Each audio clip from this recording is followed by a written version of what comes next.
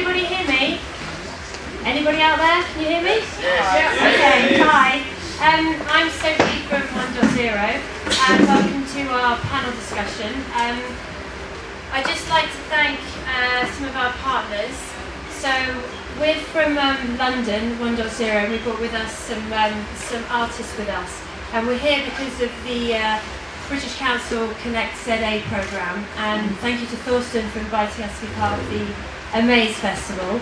We've been doing quite a lot of activity here over the last week. We've run our Cascade programme, which I'm going to talk about briefly.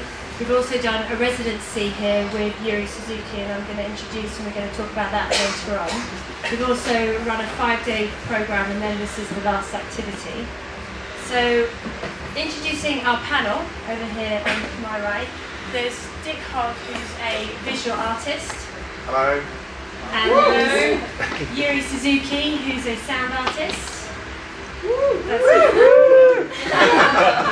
And then also Nathan Gates, who is from Johannesburg, who's joined our posse for the whole of the week, and we've made him work really hard, so he's also an artist.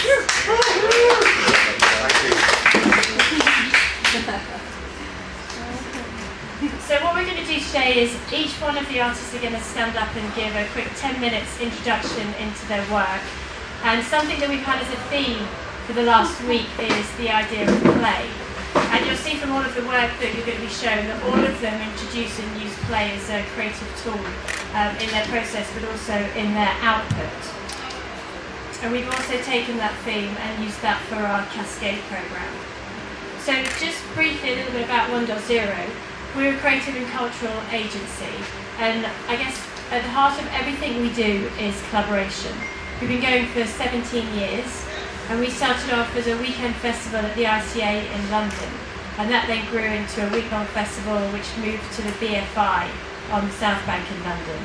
And the kind of programming that we look at covers 4 main areas. So we look at installations, moving image, live audio visual and education activities, but everything is about collaboration, and we take that festival and we tour that around the world. I think we've been to about 150 cities, so it's brilliant. This is the first time that we're in South Africa and Johannesburg. So we're in a fortunate position where we work across various different projects at onedotzero. So we work within the commercial field, we work with clients like Nike and Burberry and Google doing, I guess, experiential events. We also work within the cultural area, working with partners like the V&A. We've done our own show called Decode, which went to the V&A, and then we travelled that internationally, looking at interactive arts. But one of the activities that we're really proud of that we've brought here is Cascade. So what you're going to see behind you, I'm just going to talk while I show these photos. So Cascade is a platform for collaboration across diverse disciplines, and it's about fostering personal and professional development. And we've been running this programme for about 8 years, and we've taken it internationally, so it was a pleasure to be invited to run this programme here in Johannesburg. So what we did on Monday is we met up with 20 artists, graduates, creatives at the garage on Jutta Street. And all these people that applied for the programme were kind of hand-chosen in terms of their disciplines. So we had 20 students, 10 different disciplines. So everything from architect, moving image, graphic design, programming, we had performance art. And we wanted to put them into a room and get them to collaborate. So one of the main things about Cascade is we want to create a network for future collaboration. We want people to work together from different disciplines and to come up with new ways of working. So we had an amazing group. Are there any Cascade people here? One's made it. We've got one. Yeah, we had a big party last night, so that was surprising. So what we did with this workshop is the first day we got them to play quite hard, and we asked them to be really open and just to trust us. So Dick worked with me on the programme, and the theme was about play, and the brief was that they were being asked to make an intervention into the Tetrafix party that we were all at last night. So the first day we didn't let them do any work in terms of the brief, we just made them do things I think they were a little bit cautious about at first. We made them do things like potato prints, they made up games, they did dancing, they did lots of different activities. And what that was about the group dynamics and getting people to be very open and to work together as groups. So we sent them a brief. Dick inspired them about some ideas of play.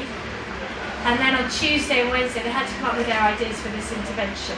We then presented those interventions to a group of people, Matthew and Sarah from the British Council, and then they were given the go-ahead, and they made their interventions. So from Wednesday to Friday, and these groups had never worked together before, all from different disciplines. And what they did was remarkable. And I'm not just saying this, my expectation was high, but what they produced in the 3 days for a party was phenomenal. Did anybody here go to the Tetrafix party? Yeah, so you're feeling as tired as we are. So we had 3 groups. The first group was called Audio Viz, and they created this installation with balloons, and I don't know if anybody had to play with it. So you touch different sensors and different parts of the balloons lit up. We had another group called MMRP7-1 who did a secret society theatrical performance. Did anybody take place in that? One person at the back. Person there. Yeah, live theatre. So they basically created a secret society, and only 50 people from the party were invited to participate. So there was gameplay throughout the whole of the party. And then at 12:12, the people who had participated all went into a secret room that was completely laid out as this kind of theatrical, immersive experience. It was a sort of secret VIP area. Yeah, secret VIP area. So all that work in 3 days was incredible, and I think we were talking last night about why we did all the play stuff at the beginning, and I think it was what's really important about play. You mentioned the other group, sorry.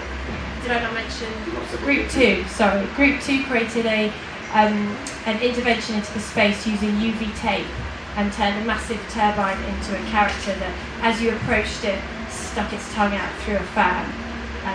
Thank you. Do you want to do this? So they did those interventions, and I think they had a great time and really, really pleased. And we always bring that theme of play into our programs because we want people to enjoy what they do and take that energy that you have when you play and channel that through to the creative process. And I think it worked really well. So we're really pleased and very proud of what they did. So that's all I'm going to talk about in terms of the stuff that we do. I'm going to let Dick stand up and take through some of his work. So if you want to put your hands together for Dick.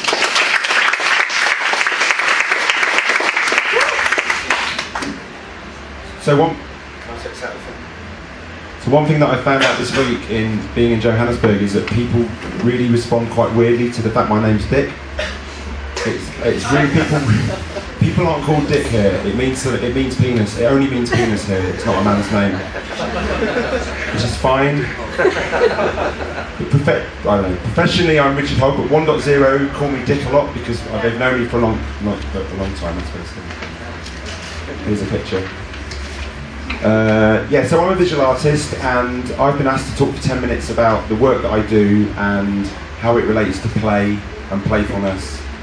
I think that the stuff that I do, so the sort of core of the work that I do and is a sort of traditional illustration job, and I think that the stuff that I do is playful in a way that's quite, there's almost like a classical idea of playfulness within illustration, especially sort of modern illustration, going back to, when I say modern illustration, I mean going back to stuff from the kind of 60s, 50s, 60s onwards, and I see myself as part of that tradition where quite often playfulness and a kind of witty problem solving or a kind of gentle humour is part of a lot of the stuff that I do.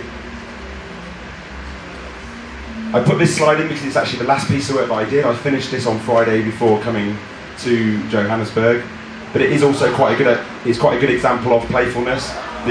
It's for a document. It's actually for the brand Bible for a mobile phone company, and it's one of the illustrations. And the headline for the bit of text that it goes with is paint a picture. And I had to sort of fight them quite. I said, I've got this idea for this paint a picture thing where I want it to be a pencil, not a paintbrush. And to start with, they were like, well, that's just fucking stupid. But I kind of said, no, trust me, it's funny. It's not funny, but it's kind of playful. You know, it's sort of deliberately not being the thing that the thing is saying. I put this slide in because I knew I was coming to South Africa, and I know that balloons, you know, what am I trying to say? Baboons are a thing in South Africa, and I love. These slides are getting cropped really weirdly. You can't see all of him. Anyway, you can see the most important bits of him, the colourful bits. And I love, this is actually a mandrill, which is the sort of more flamboyant member of the baboon family. Are mandrills a South Africa thing, or are they somewhere else in Africa? Sorry, I'll move on then, sorry. I guess this is playful. It's kind of, there's a black humour in it as well, which is quite a common thing, I suppose, in my work. It's kind of, some people have seen this image as almost like a negative idea about people who love the environment. But then, and I sort of felt a bit bad about that because I love the environment. And I got asked by Greenpeace in Korea, they asked if they could use it for a campaign, and that made me feel okay about it again. This next image is going to get cropped really badly. Oh, just about got away with it. So, Wild Rumpus is a thing that I'm involved in. I'm one of the people who started it.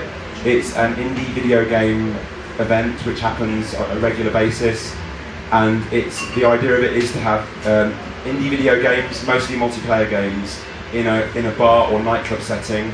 And our kind of mission is for it to be messy and for people to get drunk and dance and also play video games. And we try and get really good people to DJ, including Yukio, who's over here, who's done it. How many Wild Rumpuses? A couple? What? How many Wild Rumpuses have you DJ'd at?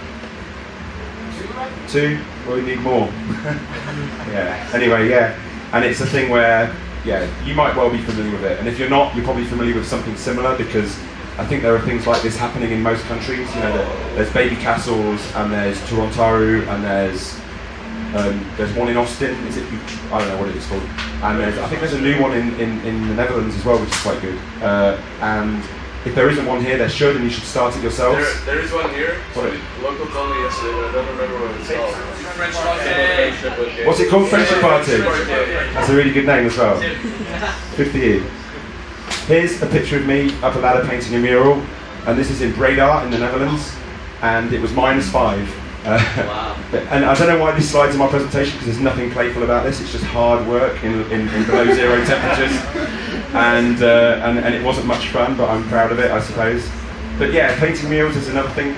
I guess I put it in because I think a lot of people who know my work through video games or even through like illustration don't know that I do stuff like this.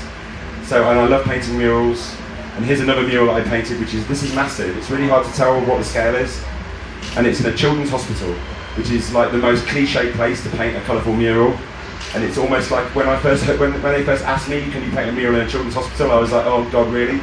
But actually, it was a beautiful, life-changing experience, and yeah, terminally ill children are wonderful people to hang out with, in a way. Oh, there it is from another angle. And hey, there's video game stuff in there as well. Ho Ho Kum is a video game that I've been making with a couple of other people, and it came out a couple of weeks ago. I don't know. It's been a strange few weeks, but yeah, it came out recently on the PlayStation platforms of all 3 kinds. And I was going to show it here, but we didn't have a VGA to HDMI cable, so I'm just going to show some stills instead. How am I doing for time? You've got another 5 minutes. 5, perfect. Such a pro. So here's some stills. This actually isn't a still from the game, it's actually the design. There's a vinyl record being made of the soundtrack, which is incredibly exciting to me in a way that I almost have to pinch myself. And this is the cover of the vinyl soundtrack, but I think it's also just a really sort of iconic image that tells you something about what the game is and who you are, being that you're this kind of character in the middle that's kind of like a colourful, wormy dude called the Long Mover. In terms of talking about playfulness, obviously it is a video game, so it is playful, but I think I really do passionately believe that our video game is more playful than a lot of video games, and I think we put a lot of love and effort into that. I think over the years that me and the other guys at Honey Slug, who are a London-based indie developer who I work with, over the years that we've worked on this game, at the forefront of what we wanted to do is just make something that is playful in a way that isn't goal orientated, but is more just about messing around and about aimlessness. I love the word aimlessness, and I've been trying to. Aimlessness sounds like a negative thing, but I'm trying to kind of recapture the sense. Aimlessness is a word that has a kind of positive sense, because I think too many video games are about constantly having aims and objectives in front of you the whole time, and our game doesn't really have that. But there are things that you are supposed to do. For instance, you're supposed to help these dudes pick up stuff that they deposit into this big vat that you fill up the vat, and on the I think it's on one of the websites where people are talking about our game. I think it might be NeoGAF or something. People are talking about this as the honey level, and it's not honey. It's poo. People need to know that it's poo. If the guys get dropped in the poo, they wash themselves off, which is one of my it's a really nice. Our game has lots of beautiful animation in it, and I work mainly with animators from a non-video game background, who I guess are people I know from my life outside of video games, making TV adverts and pop videos and things, and it's all, I draw everything, and then I work collaboratively with Honey Slug, which is mainly a guy called Ricky Haggett, who normally when I do a talk, Ricky Haggett stood here and we have an argument. So it's weird to just be agreeing with myself, not arguing with Ricky. Here's some more slides. I guess that's kind of it for me. I don't know how many slides of Ho-Ho-Come I've got. Sorry that I've not got the game to be playing, but I only had 10 minutes anyway, so it's probably for the best. But there's loads of stuff on you can see videos obviously and things on the internet, and you can buy it if you want as well. There's some animals. These animals are hilarious. They all just appear out of the ground and they're all confused. They don't really do anything. You don't have to kill them or avoid them or anything. They're just the fauna. The fauna of this area that you're in. Am I describing this game well enough? Yeah. Anyway, you might know what it is anyway. Okay, I think that's me. Wow.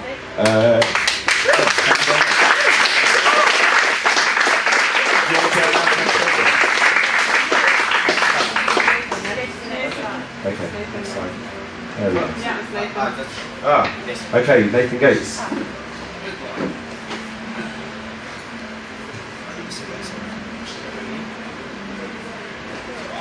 Yeah.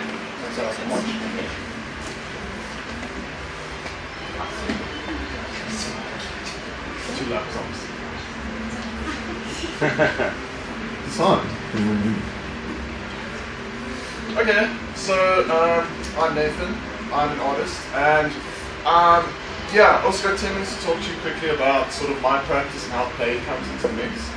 So I'm going to show you two projects very quickly, kind of just touch on each one. The first one is just contextualize sort of what I do, and then the second one is the stuff that I'm doing now and I want to show you and speak more of. So as an artist, I'm really interested in bricolage, which is the sort of, at its simplest, idea of taking existing things and rearranging them and mixing them up to create something new and different.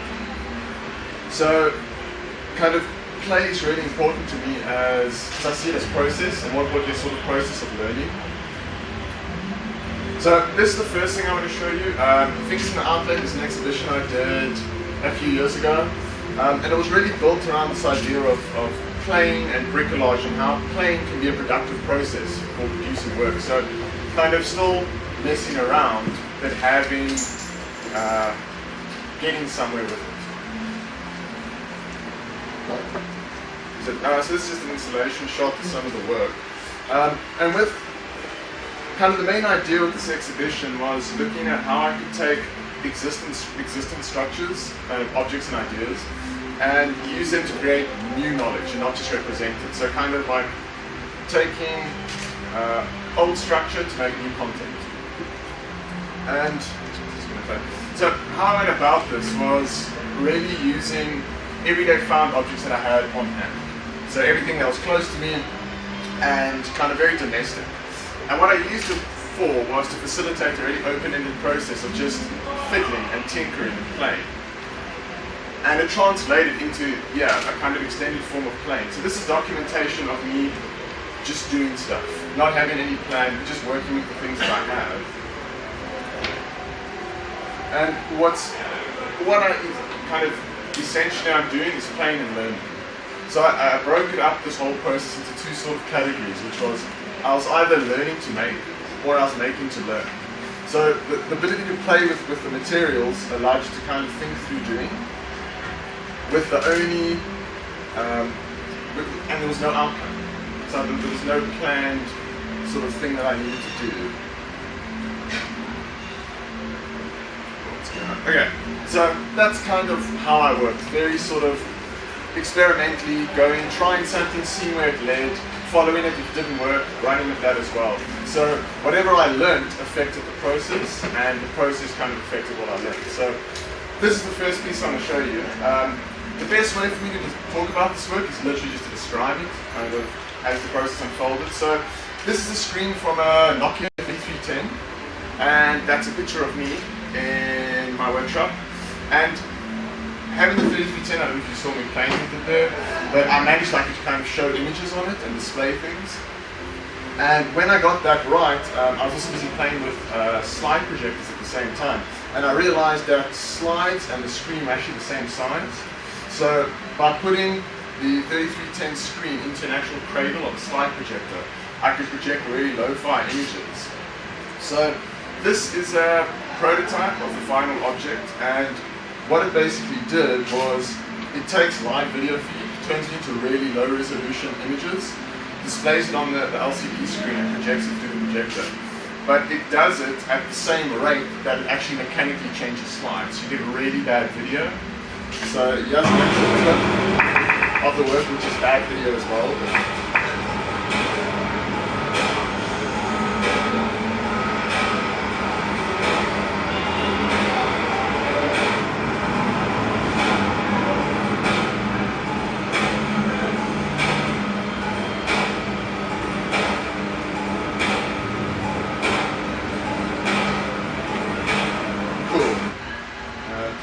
So that's the first work, first sort of project I just wanted to touch on, and kind of set the scene for the stuff I've been messing around with now. So that was a master's research project, that whole body of work. And since then I've started working in kind of very corporate industry environment. And that has led me to this new sort of groove of projects I've been working on called office exercise. So the whole thing that it's based on is coming from sort of university where you can mess around, play and do whatever you want, and moving to a very office, corporate based space. You can't mess around as much as you'd like because you always have someone asking what you're doing at the time. So this was my way kind of to still do what I wanted and please everyone when they asked me what I was doing. So I would basically do a whole bunch of technical exercises and tell people I was learning things, but make sure that the products that came out of it were useless. There were like three kind of rules that I worked with.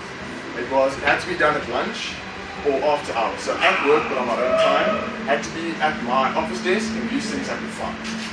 So I'm going to show you two of the kind of things that came out of this. And the first one is mouse portraits. So this is a mouse portrait.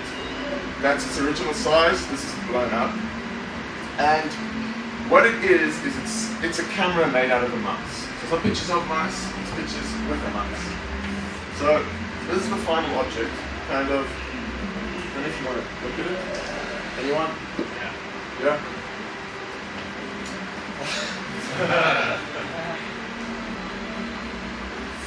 So it all came about with the very silly question of what do mice see. I was very curious to see kind of what a mouse would look, see. And yeah, these office environments are really great for free mice. They're everywhere at every computer. So I started taking them apart, fiddling around, and I eventually got this, which is a P from the back of my driver's license. So when you ask the question, what do mice see? Very little, kind of miniature. Fiddling more, kind of playing around, seeing where I could go. I found this, which is just the low-res camera from the mouse, and I attached a lens from a webcam. Added some electronics, and this is the final object. So the way it works is you plug it into your computer, there's a hole that you look through and you left click and it basically takes photos. So here's another, these are all colleagues at work that I called in to say, can I photograph you with my mouse? That's me. Okay, last work. So another really big switch that I had to try and make sense of in a very kind of fun and productive way was when you go to very corporate environments, the amount of online communication that you have to do to make sense to me. So you sit opposite someone, but you email them. And you have to have these long email chains and Skype chats.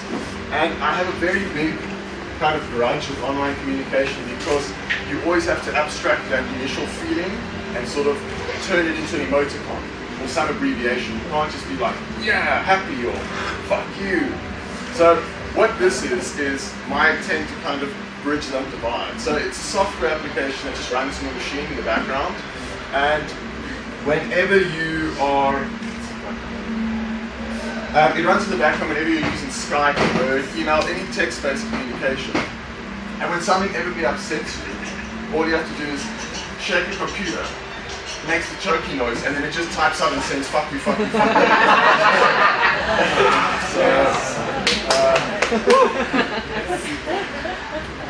Yeah. Woo! Woo!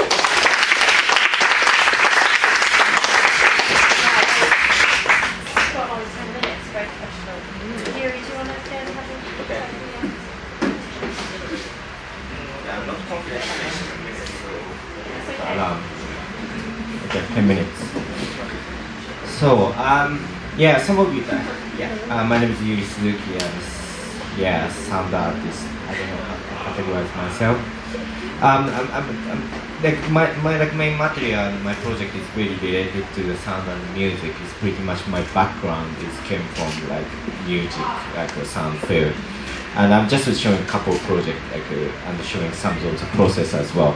And the physical value of sound is one of the projects which I have done a long time ago, almost 8 years ago, when I graduated at Royal College of Art in London.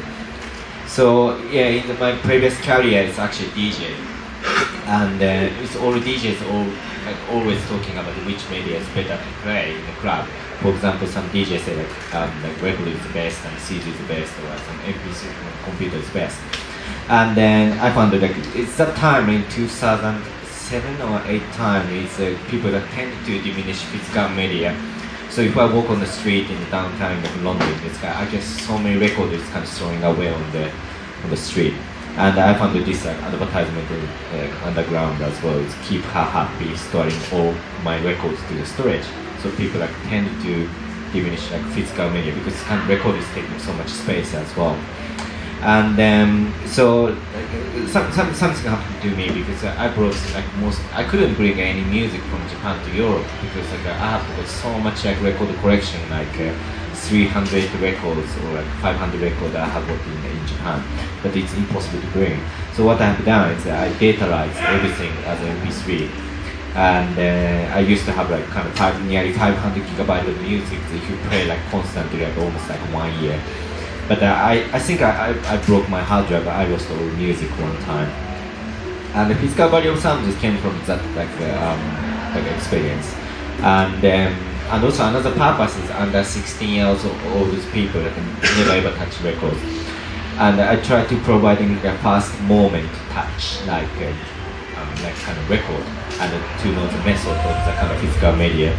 So this is kind of a series of toys or series of musical instruments.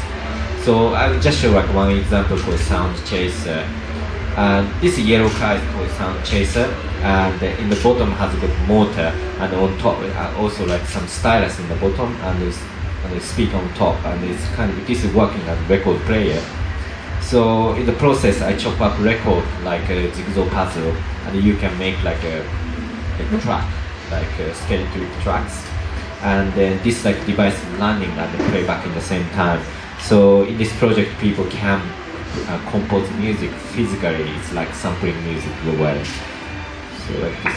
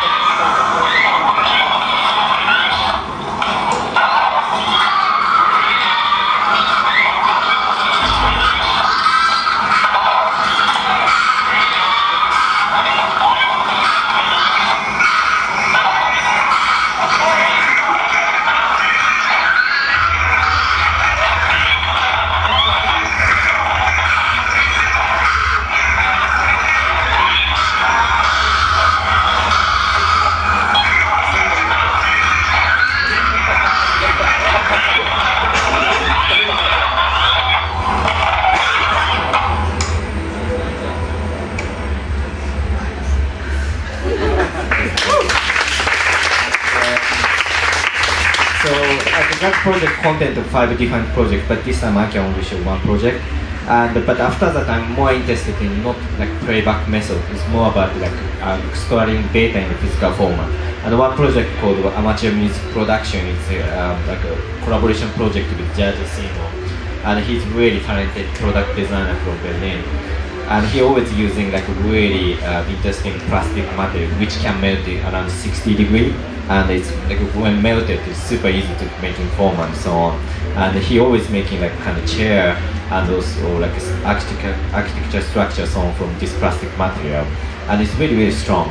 And he just came up idea like what if we can make like a record from like this material, and he just invited for his exhibition in the Luxembourg, and his like exhibition is all about inviting so many artists or designers to do some activity in his exhibition space. And then I just came up with an idea to creating record in this like low resolution plastic material. And I invited a couple of musicians from like Luxembourg, and they play like 3 songs each. And it's directly cut into the record cutting machine, so there's no digital involved in this project. And so this is a process for like cutting record. And then so this is master record, and then I physically put like, some like silicone mold on top of the like master record and making negative mold. And after that, it's really very primitive way, like melted plastic on top of the negative silicone mold and physically stamping it, and you can produce like, this kind of really low resolution primitive record. So in this project, it's kind of basically like has got like recording sessions happening and kind of pressing and production sessions happening in the same space. Finally, people can buy recording in the same space. So pretty much small like musical industry structure you can see in the space. So this is just like a 1-day project, but it's a one night I produced 55 records, and it's all sold out. Like it's quite good. So this is sound came from that, and it sounds really really distorted, but in principle it's kind of working.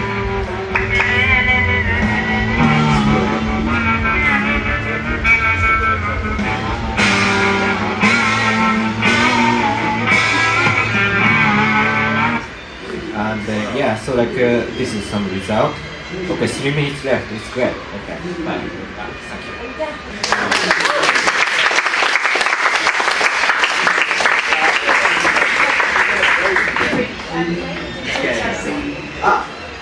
Sorry. Some slide left, but maybe next time. Okay. Sorry. Yeah. So another project called Color Chase. Always like my project called Chaser, so I just misunderstand. So Color Chasers came from like another like reason, because my project always came from like, my experience. And I have a dyslexic problem, so because I can't really read and I can't write properly, like can do quickly.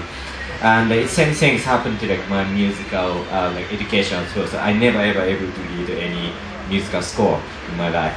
And I have got 15 years education for how to play trombone and piano, but I never ever read any musical score.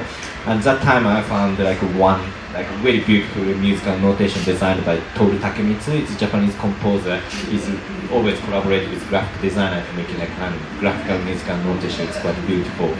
And it's Mondrian paintings always like try to show like music in the composition, the color and the position of the like objects. So what I have done is kind of this kind of color chart and how people can analyze like kind of music and like sound and the color. So people always imagine like brighter color is higher pitch sound and the darker color is like lower frequencies. And always like music has got kind of like a gap between sound and sound, and also like kind of like duration time of the one sound as well. So that's basically a component of the music. So this is kind of a color chaser. It's basically a white box running around a black line. So that's like explain like the length of the song. And then what?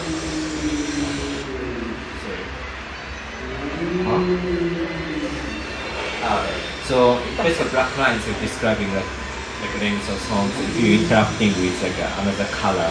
And it's a basically kind of drawing, but in the same time composing music.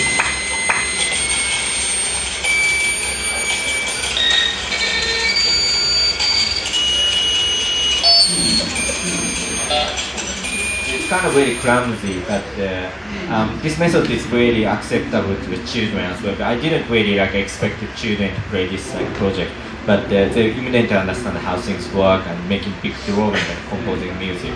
And I have got another project in Mudam in Luxembourg, same museum before. They are really amazing museum. And they commissioned me to create like summer projects, like 1 month to do some like kind of people to cooperate to do something.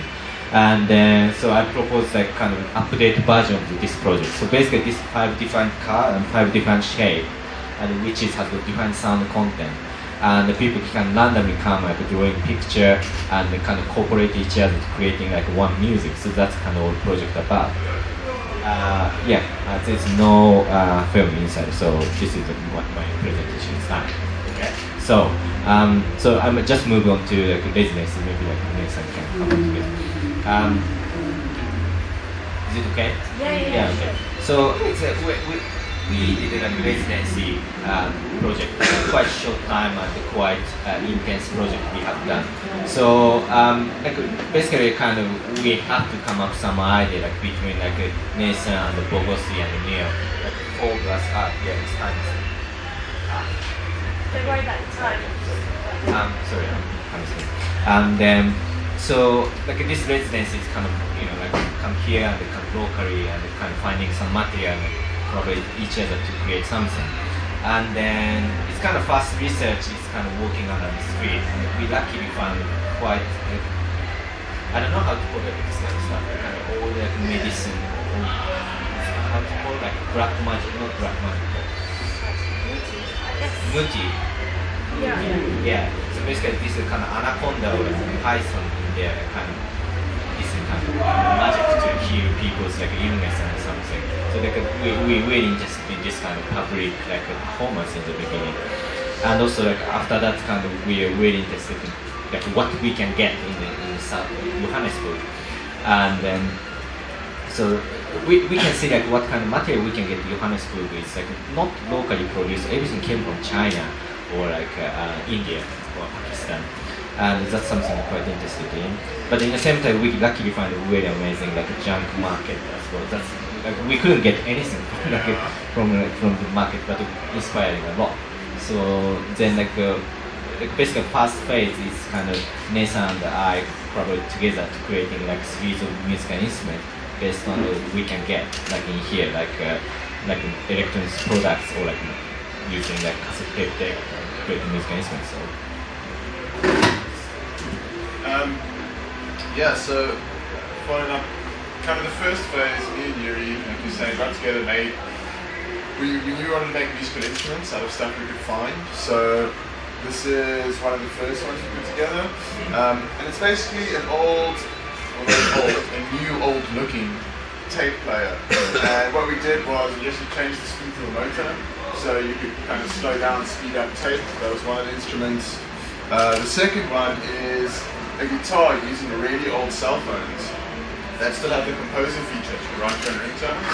So you basically just broke out the keys to buttons so you could play compose your own kind of guitar songs. And the third and final instrument was a sort of visual drum machine thing that would just make weird noises and change kind of images on TVs. So after we put all the instruments together, basically had like a live jam session, kind of recorded stuff, put a track together, Neo, another collaborator, put together a really good track, and then we shot a music video for it in and around Johannesburg. So basically this is like Bogosi, the collaborator, he like directed the video, and it's really like interesting like mixture. Very glitchy and there's so many information here. And the theme of this project of One Lazada is actually came from like a new wave song from the 80s, Alice in 1979 I think, and that was composed by Daniel Miller. So it's actually like inspired from like a novel called Crash, and it's kind of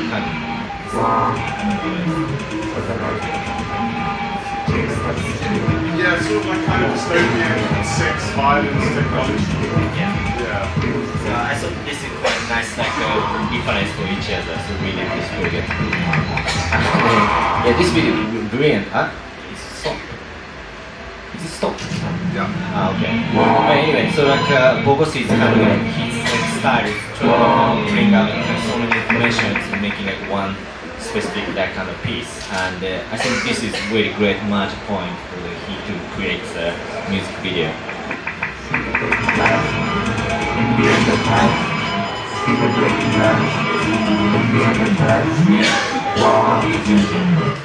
So yeah, so like this is kind of installation view as well. So we created like kind of guitar-ish tape player and also piano-ish like a mobile phone player and like drum-ish like a television player and so on.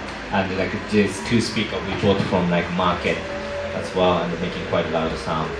So yeah, so this is drum and then this is yeah the guitar and the piano. So this is a project about.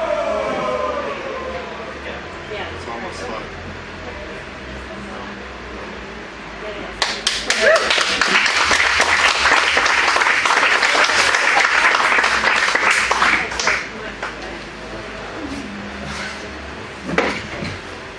Okay, thank you all for showing those projects. What we can do now is we're going to have a chat up here, and then I'm sure there's people in the audience who want to ask these guys some questions.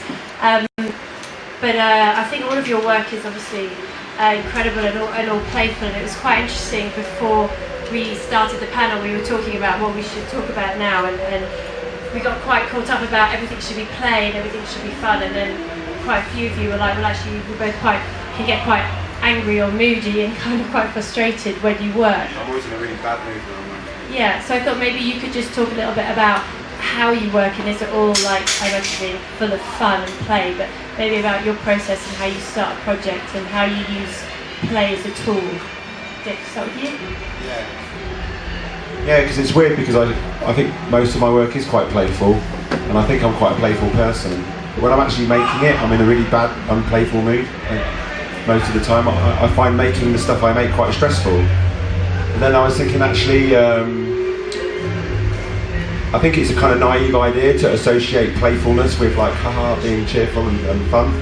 And if you think about some playful situations, like when I'm playing, actually I've stopped playing football. I used to play five-a-side football, and I'd spend the whole time I was playing five-a-side football, I'd be in a really angry mood. I'd be like screaming at people.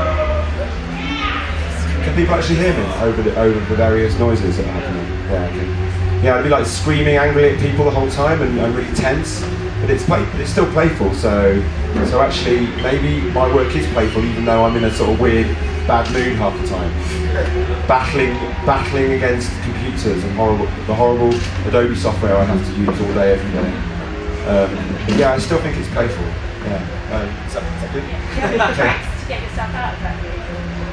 No, because it's how I make my stuff, and it's just the way it is when I'm working, I suppose. I don't, yeah, it's fine. And then like I'm generally in quite a good mood when I'm not working. Okay. Yeah. So I think most of my work is really opposite from my personality because it's kind of really friendly and playful. I'm kind of really opposite person actually, really mean. Yeah, it's true, really. Because I'm really moody as well. And, because everyone like really enjoy my piece. Yeah, like you can be really great father or something. Like bullshit. I'm not really. And I have a really secret desire. I want to like shoot some like horror film in the future as well, some kind of thing. So I think like quite surprisingly like people really enjoy my work. I didn't really expect it because I made it because like I wanted to make it somehow, and but in the end my work became like children platform and so on. So that's really interesting for me. So people waiting for me for my like work as a playful output. I think. Yeah, I think playful gets kind of a bad rap when it's used as a blanket term to just be like, oh, it's playful, it smiles and skipping. But like I always kind of saw play as a way of being. So it's always a mode of approaching work and doing things. It's not necessarily like oh, this is playful. It's I'm being playful. It's the way I kind of work with materials and ideas. It's not a mood. I didn't feel feelings. I lost those a while back, so drank those away.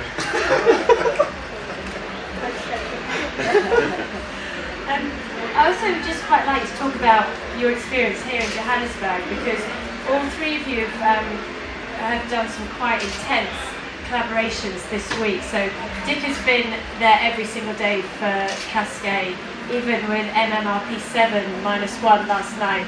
He ended up dressed as a bouncer and role-playing. So he's done a huge collaboration this week, and Yuri's worked with Bigosi and Leia and Nathan on a collaboration, and Nathan's done both, so we worked with Nathan really hard. So he did 4 days doing the collaboration for the residency, and then we dragged him over to Cascade, where he was programming balloons at 5 o'clock last night, trying to get them on. So I just would really like to hear how you found how you found working in Johannesburg, and if this inspired you for anything, or just how you enjoyed it. Do you want to change the order? Yeah. It's good. I might keep living here. I think it's a good. I don't know. I don't know. I suppose I have much to put into that. Okay, so I these mean, guys over here. How? I suppose you live here, don't you?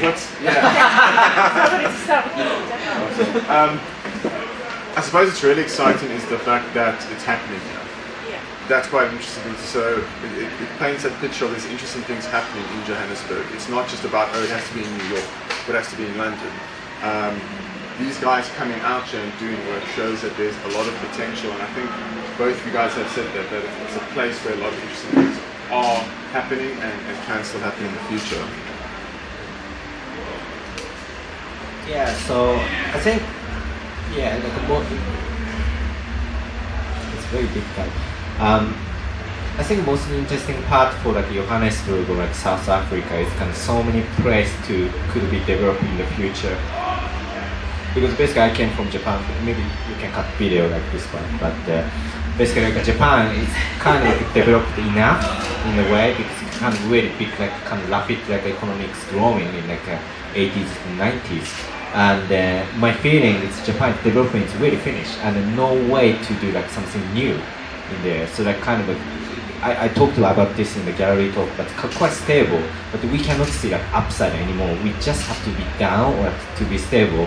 So that's something totally different between like Japan and here, I think.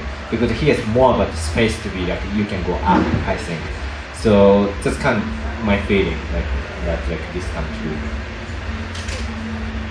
Yeah, one thing that I wasn't expecting here at all, but I've been really surprised by, is the sort of the change that's happening here, and especially in this region here as well. And a lot of things which, like when you're in London, you kind of look down your nose on, the sort of up the sort of areas that were quite run down, not particularly nice parts of town.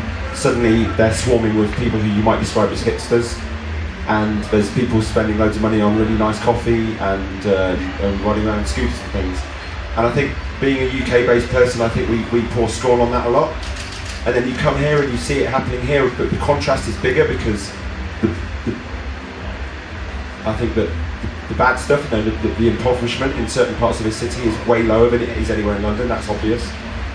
And then the other extreme, the extreme to which gentrification and the kind of hipster culture is happening where we are here now, is kind of amazing, how it's gone, the extreme to which it's been embraced. Like I was at that market this morning, the good neighbourhood market, and it is incredible, and it's hard to be cynical about it. It's hard to not to see it as an awesome thing and really lovely, and yeah, I love hipsters anyway, so I'm not like I can't really grow a very good beard. But I'm too old to be a hipster, I think. But, yeah. So that's the side of the culture here that I really wasn't expecting, and that's on top of all the other stuff that is great, and all the boring stuff about everyone being really nice that I'm not going to go into. Okay. I just have one more question, which is Nathan, for you, which is when you were doing your interventions at work, how did people react to it in doing that kind of play interventions? Strangely, I suppose. Yeah, it's I suppose the elicited reaction I expected, where they go like, "Why the fuck are you doing that?" And that was half the point. But yeah, I think a lot of people like that. I think what it speaks to something that everyone kind of can tap into, but doesn't necessarily always go for. Because if we were all like that at work, would be great. Nothing would get done, we'd all get paid. You know, like that. So we wouldn't have to worry about outperforming someone else if we just did what we wanted. But yeah, the reaction's always laughter. Sorry. So if you guys meet my boss, maybe don't tell him like that. No, I think that sort of playful experimentation and that space is a really good thing for anyone to have. And if I was an employer, I'd want my employees to have it, because it becomes a place where you can sort of generate things that you can then apply to other facets of everything you do.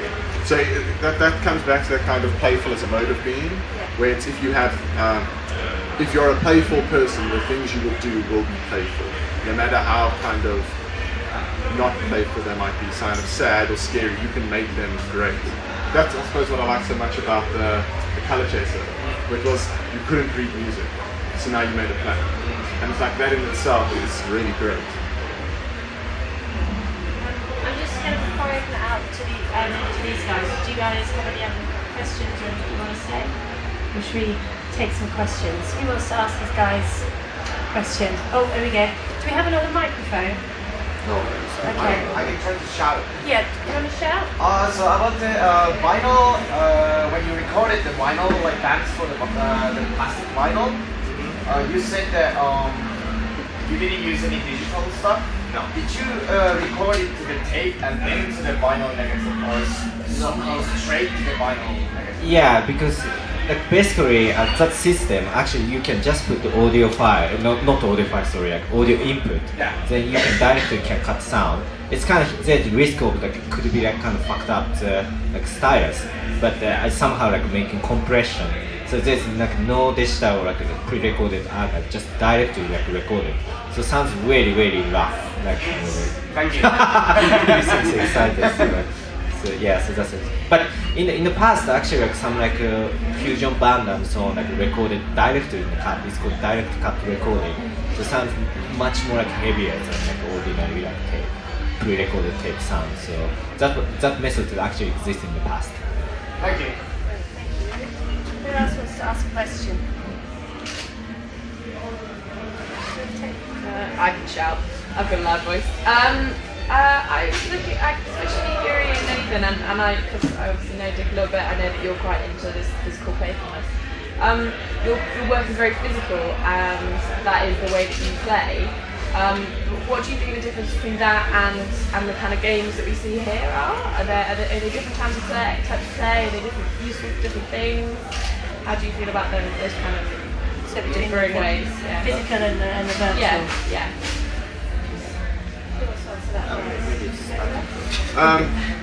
I don't know, I can't comment on like kind of everyone else, but for me in particular, what I really like is the relationship between the physical and then kind of the virtual that you call it.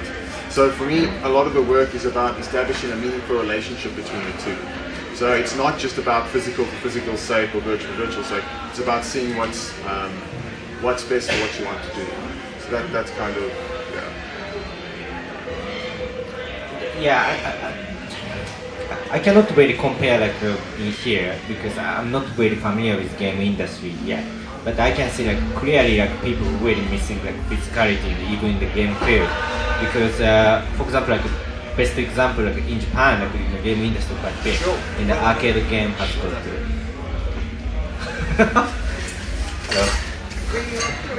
Sorry, we're in the middle of a talk, mate. Is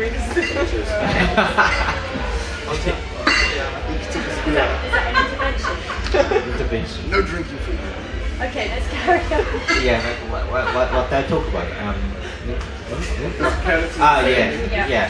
So I think Japan is kind of has got quite a lot of like arcade machine was there, and especially like Pac-Man and so on. It's really very popular.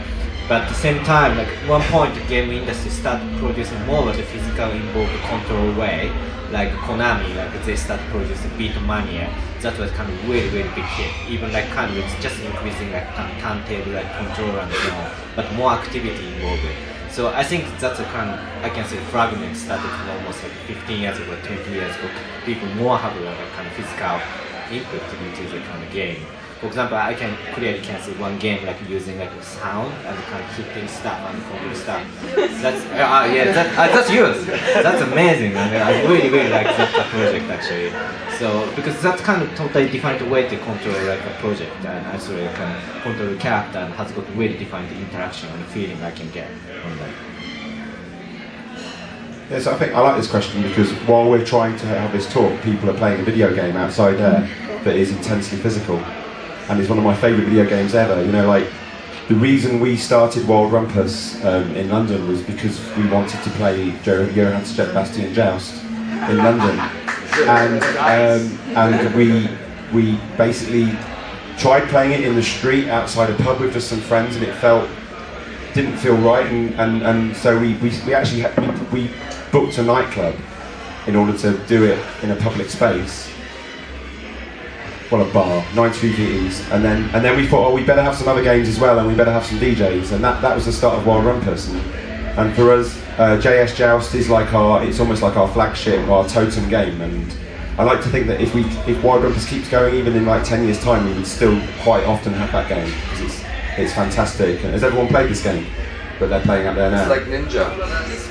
Yeah, it's kind of like a kind of dueling tag game using PS. Whatever those things are called, I should know what those things are called, PS controller things. And it involves the music of Johann Sebastian Joust quite heavily. Johann Sebastian Bach. and it's really physical, and I love that. And we've always tried to have video games at our events that are very physical. But that's not the first physical video game that I've ever played. You know, one of my all-time favourite games is Dance Dance Revolution, and I'm lucky enough to live in a seaside town where there's lots of arcades, and there's a Dance Dance Revolution machine within a 5-minute walk of my house, which is a real bonus. But yeah, the majority of video games aren't particularly physical, and the ones that I make aren't. Is that a bad thing? Like, I don't know, like, I don't find myself criticising films or books for not being more physical, you know, like. I think it's fine, you know, and I think a game can be completely passive, you know, or not passive, you know, but not involve moving about or raising your heart rate or whatever. I think that's fine, you know. In the actual fact, the game that I've just made, Ho Hokum, a lot of people have found out that you can play it without touching the controller. You can just put the controller down and watch it, and maybe have some like, yeah, and just watch it. And I think that's quite a good way of playing our game. So it's even less. Yeah, you can even just leave the room and let it keep playing. It's displaying itself there now. Yeah, anyway, sorry, I'm rambling. Okay.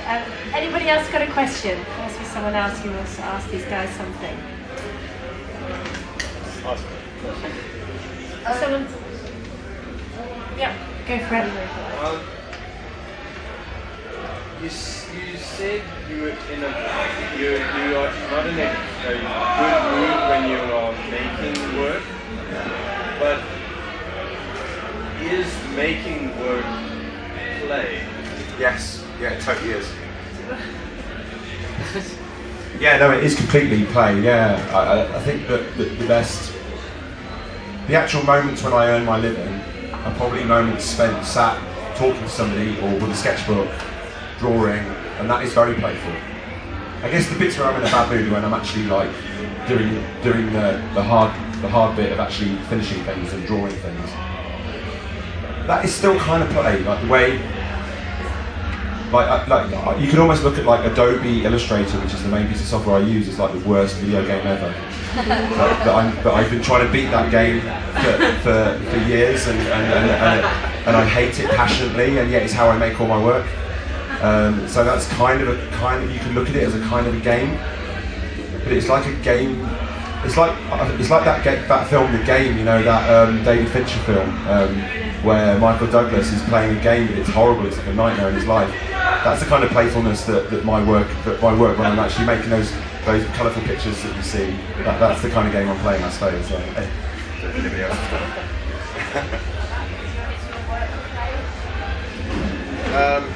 I think that's the same thing that Dick was talking about, but the difference is I never really finish it. So kind of, I do it until it's not fun, and then I stop, and that's when I call it a day. Kind of, that's finished. So a lot of the stuff that I do is never really, well, it's actually I'm getting worse and worse as I get older. I used to be quite like anal about everything, making it nice and neat, and now it's just a case of like, I'm bored, it's done, finished, move on. It's more the process of actually making it and having fun, not ending with something and going like, this is the thing that I'm proud of. It's once that moment's passed, it's kind of like, you know, a lot of the stuff that I make ends up, I just recycle, or break, or throw away. Yeah, I don't know. So, yeah, because do you mean playfulness during kind of creating something? Yeah. Okay. It was Yeah. like Okay, you're so making you're making something to be played with, Yeah. but like you're not happy while you're making the toy. Yeah. So you're in like a focus mode, or maybe Yeah. like Yeah. I'm it's absolutely frustrating. not happy at all. Like during making it, even installation as well. And I always regret I'm making kind of like mechanical and electronics involved. So I really hope to be painter, like just simply paint, like presenting in the gallery or something. And it's always like, fuck's sake, I never do again like this kind of stuff. But somehow I have to do again and again. So I don't know, like I really have no idea why I'm doing it, to be honest. But That's just sorry, can I add another thought actually? Just in relation to making video games, I really, making games is all aspects of it are frustrating.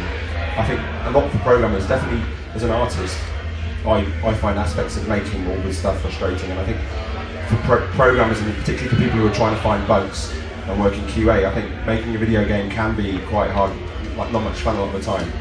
But I do think it's really, and this is a specific thing about making video games, I do think you should enjoy making your game. I think you should be having fun making your game. And I think unfortunately there's a culture within video games, and I think it's as prevalent in indie as it is in the more industrial end of video games, that you shouldn't have fun making games, that you should crunch, always be crunching, always be working late, always be stressing out, always be never seeing your kids, never going to movies, just like working late on your game, and that's almost like the macho, that's rah, you know, if you're not doing that, you're not working hard enough, and I think that's a prevalent thing within the industry, and it's fucking nonsense. And I'm really proud of the fact that we have fun making a game like Ho-Ho-Fun, and I think it shows in the game. I think if your game is about being fun, which I think most games should be about being fun, then I think if the people who made it weren't having fun, then it kind of it will show in the game, and there'll be a sort of something phony about the actual game. Vlambeer, who've got the game Nuclear Throne here, I love watching their development. You know, they live stream development sometimes, and you can see how much fun they have making that game. And I especially love the ones where JW's just playing the game and talking about what he wants to change and stuff. And that should be a real example to everyone that I think you can when you play that game, you can tell they have fun making it, and I think that's a really important thing. Sorry, rambling on about video games, but yeah. Any other questions?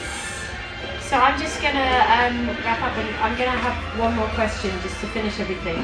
It's just to ask you guys what's next, and what are you going to do next for your project? No plans. Yeah, I'll take it as it comes. Yeah. No. Yeah. It's a really good question. Yeah. I think I tried to make more primitive in a way. Try to not make complicated project, because past few years, kind of my project became more and more complicated. It's totally out of my hand now. Like I cannot really programming, I can't do physical building, I can't do electricity knowledge neither. So that's kind of totally like out of my control, my works like these days. So maybe like my next step gonna be make it more of a backwards and make it more primitive, more easy to understand for me how things work, I think. Yeah, maybe painting, I don't know, but something super simple, I think. So I just finished working on a game for ages, and I've been enjoying being back to being more like just an illustrator, where I do quite short jobs where, like the pencil thing that I showed you, it's basically just someone gives me, says, oh yeah, this is the thing we want illustrating, and can you do it in a couple of days? So I'm just doing lots of little jobs like that at the moment, which I'm quite enjoying. It's a big change from working on a game for 2 years, and I will make another game at some point, and me and Ricky, who I did Hoboken with, have got some ideas for games. So he might want to work with a different artist or something. I don't know. But yeah, that's it. Thank you. I think that if you want to see the installation and music video that these guys created, Warm Leatherette, I think it's still on, and it's in the Kalashnikov Gallery, not very far from here. So I urge you to go and have a look at it and to try out some of those crazy instruments.